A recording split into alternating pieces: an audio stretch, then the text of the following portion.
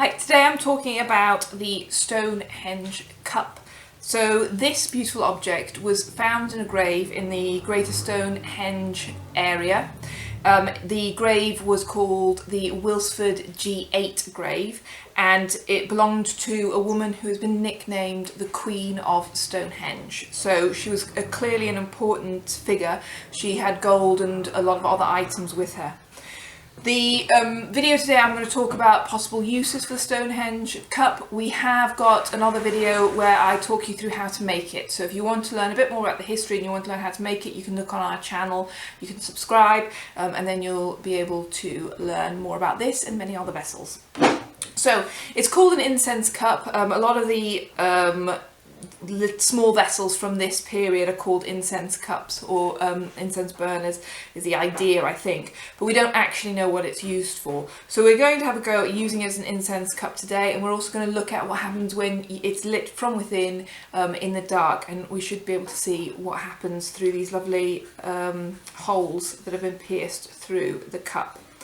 So first off, we would you'd have to put some little burning embers. Now at this time during the Bronze Age, the chances are that there would always be a home hearth fire burning. It would be where you would get your warmth, it would be where you would cook your food, so it would be really important to have a hearth with a fire in it at all times. So to be able to get these little embers is going to be fairly easy. I'm adding them slowly. I'm adding small chunks, and I'm going fairly slowly to add this charcoal, because what I don't want to do is I don't want to shock the pot. If you suddenly apply lots of heat to it, it can cause sudden expansion in one area of the pot where another area of the pot isn't getting as much of the expansion, and you can get thermal shock and you can get the pot breaking. So I'm going to just try and go a bit steady with it and slowly add it. So if it were used as an incense cup, it would require having some burning material within it, which I've just added. It also gives you a nice bit of warmth there. Now for this time period, I have researched the possible smells, the possible incenses that you might have had, and I must admit I came up with very little, so if anyone knows anything about that, we would love to hear from you. Our expertise is in pottery, not in incense, I have to say. So the things that I've got today as possible incense that is possible that it was around at the time: pine resin, which seems pretty logical, and then juniper berries are native to the UK, so it is possible that perhaps juniper berries were around at that time, but I can't be sure. Later periods, the Roman periods, they had other things like cinnamon and spices and a lot more.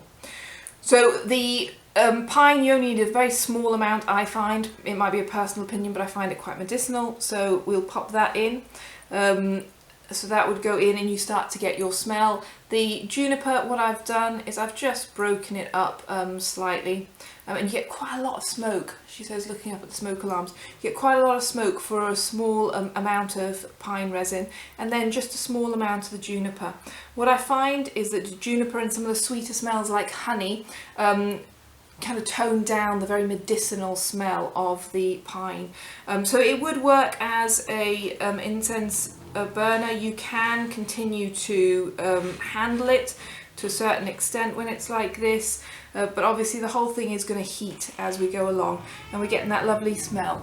So it is highly likely that this could potentially have been used as an incense burner. The holes are providing oxygen to allow the material to burn, and yeah, you're getting that nice smell coming through. However, what we'll do shortly is I will film this in the dark, which hopefully will come up as we hoped. It would be visually obvious what happens, and you'll be able to see what happens through these little holes and the light that it projects. So it could potentially have been an incense cup, but it could also have been used to create a beautiful sunburst effect, which would have been very reassuring, I imagine, if you were waiting through the long winter for the sun to come back to get this kind of sunburst effect.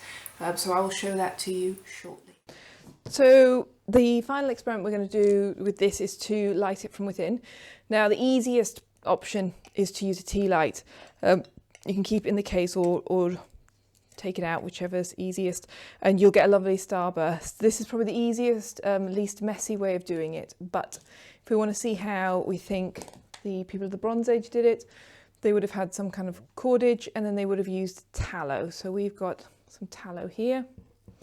So to make a very, very basic candle, they would have used some tallow. So I just want to make sure that the whole of the wick at the top is got a good coating to get it started off with, and then get some of that tallow on there.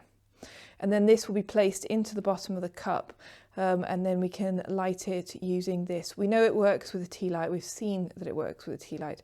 So we're having a go now with a tallow lamp.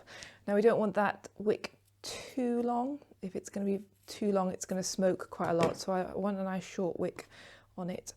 And that is going to get placed into there. And I will take this somewhere dark and I will light it, and we will see what that looks like. So I am going to cheat. I am going to use a match. We will light it and then we will turn off the light and see how we go. Okay, there we are. So it is lit. It's sitting quite high, so we'll have to see if it works. But there. So with a tallow candle, you can get quite a spectacular sunburst effect coming from the Stonehenge cup. So it is highly likely that the people who were using this were using it perhaps to fight the winter blues and give them a little bit of a sunshine starburst during the wintry months. And I think it's absolutely beautiful.